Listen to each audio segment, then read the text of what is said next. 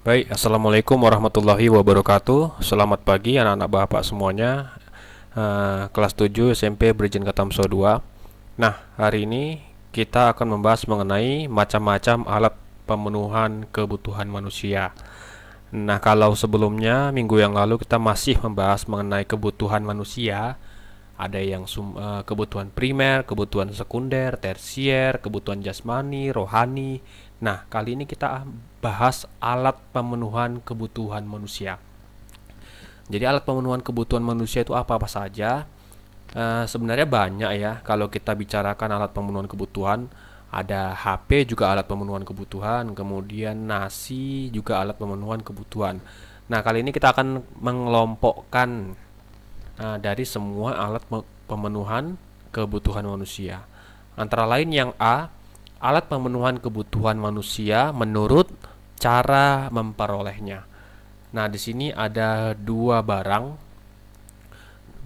yang termasuk dalam alat pemenuhan kebutuhan menurut cara memperolehnya. Yang pertama yaitu barang ekonomis. Apa itu barang ekonomis? Nah, barang ekonomis ialah barang yang jumlahnya terbatas sehingga untuk memperolehnya butuh pengorbanan baik berupa material maupun fisik. Material itu bisa uang ataupun apa ya. Nah, contohnya bagaimana? Contoh barang ekonomis, contohnya sepatu. Nah, sepatu yang kalian pakai, sepatu yang kalian punyai itu kan pasti butuh pengorbanan kan untuk mendapatkannya, baik itu dibeli ataupun meminta. Nah, itu juga termasuk ke dalam pengorbanan. Kemudian minuman juga termasuk barang ekonomis. Nah, ya ini butuh pengorbanan untuk mendapatkannya. Kemudian apalagi makanan, pakaian juga termasuk ke dalam barang ekonomis. Sepeda motor juga termasuk. Nah, ya itu dia. Kemudian yang kedua, yang masih kebutuhan alat pemenuhan kebutuhan menurut cara memperolehnya yaitu yang kedua barang bebas. Nah, tadi yang pertama ada barang ekonomis, yang kedua barang bebas. Apa tuh barang bebas? Barang bebas adalah barang yang jumlahnya sangat banyak, bahkan tak terbatas, sehingga untuk memperolehnya tidak perlu pengorbanan. Nah, ayo, apa kira-kira contohnya?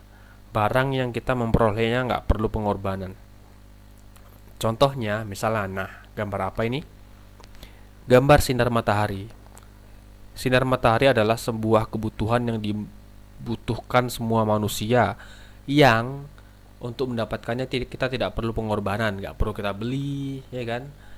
Nah, matahari sudah ada setiap hari untuk dapat kita nikmati. Itu termasuk ke dalam barang bebas. Kemudian contoh lain, apa ini? O2 ataupun oksigen. Nah, oksigen yang kita hirup sepanjang hari, setiap hari itu juga termasuk barang bebas. Nggak perlu kalian beli, ya kan?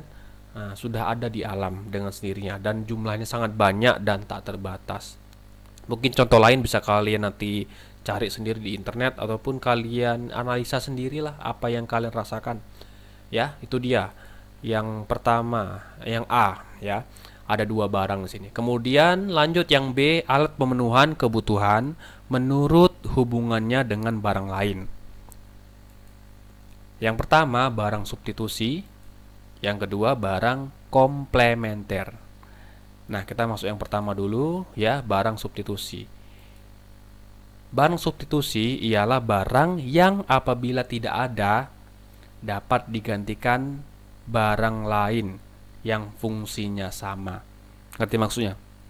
Jadi barang substitusi ini barang yang apabila barang itu tidak ada tidak jadi masalah karena bisa digantikan barang lain yang fungsinya sama. Misalnya, pulpen. Jika tidak ada pulpen, kalau kalian punya pensil, kan masih sama kan fungsinya kan, yaitu untuk menulis. Artinya, pulpen dan pensil ini termasuk barang substitusi ya.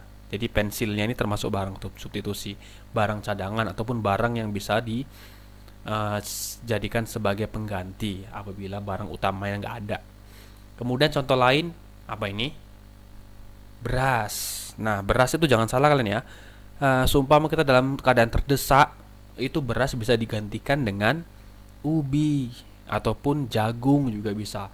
Nah, artinya apa? Ubi dan jagung ini termasuk barang substitusi, jadi barang pengganti. Jelas ya. Kemudian contoh lain ada, nah ini mungkin kalian semuanya sudah tahu lah ini apa ya. Ada semuanya bensin sama, semuanya bahan bakar. Yang pertama premium, Pertamax, ada Pertalite. Nah, apakah semuanya ini bisa dipakai di sepeda motor ataupun di kereta kalian? Bisa. Jadi kalau kalian biasanya ngisi premium, tiba-tiba premium gak ada, bisa diganti Pertalite. Kemudian tiba-tiba Pertalite habis, kalian bisa ganti dengan Pertamax yang harganya tentunya lebih mahal. Nah, itu contoh barang substitusi. Jelas ya mengenai barang substitusi. Kemudian yang kedua, barang komplementer. Nah, apa ini barang komplementer? Barang komplementer ialah barang yang tidak dapat digunakan apabila tidak ada pelengkapnya. Pahami kalimatnya.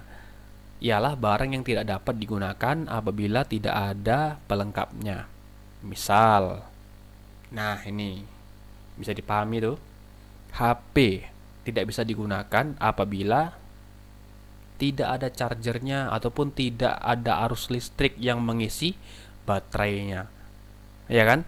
Nah, semua HP pasti butuh itu agar tetap bisa aktif. Kemudian contoh barang komplementer, apa itu? Iya, kopi dengan gula. Nah, kopi akan terasa pahit ya kalau nggak ada gula. Kopi yang nggak bisa dinikmati. Tapi ada juga sih orang yang suka kopi pahit. Nah, ini termasuk ke dalam barang komplementer, barang pelengkap, atau barang yang eh, melengkapi ya. Kemudian, nah ini apa pula ini? Ini adalah hubungan hubungan laki-laki dan perempuan. Setiap manusia pasti membutuhkan cinta dan kasih sayang ya, bucin pula ya. Nah, itu juga termasuk ke dalam barang komplementer ataupun barang pelengkap yang semuanya butuh pelengkap. Nah, itu dia yang B. Kemudian yang C, alat pemenuhan kebutuhan menurut tujuan penggunaannya. Ada dua juga di sini, yaitu yang pertama barang produksi atau barang modal, yang kedua barang konsumsi.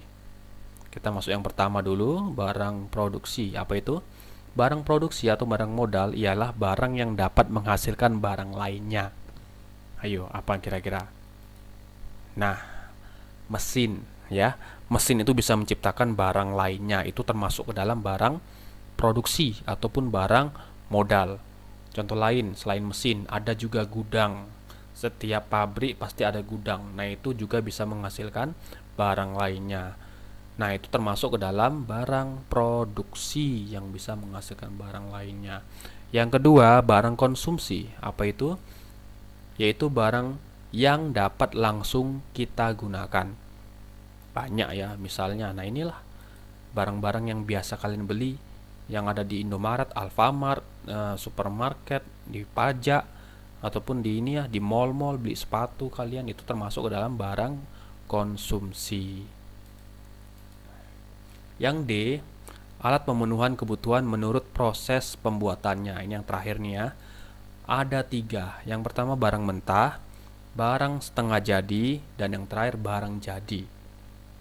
Kita masuk yang pertama dulu, barang mentah, yaitu barang yang memerlukan proses terlebih dahulu sampai bisa digunakan untuk memenuhi kebutuhan. Misalnya, nah ini padi termasuk barang mentah.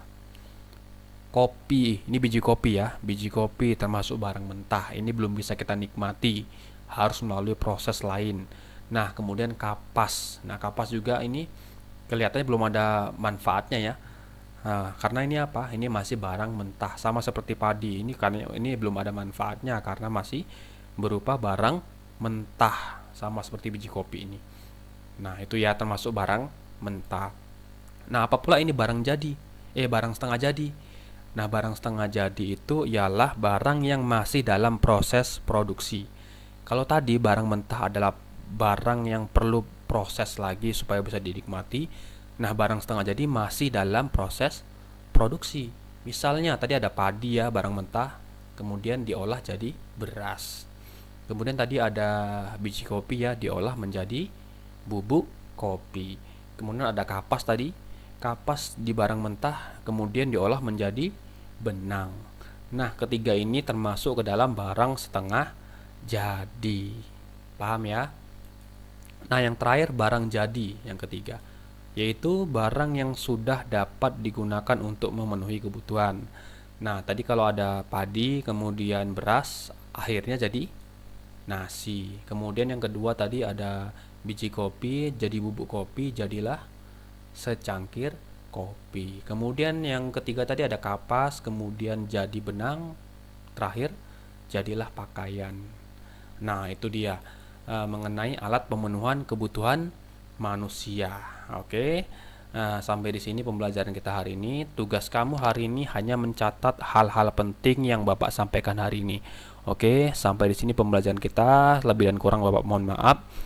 Bapak akhiri, wassalamualaikum warahmatullahi wabarakatuh. Selamat pagi dan salam sejahtera bagi kita semua.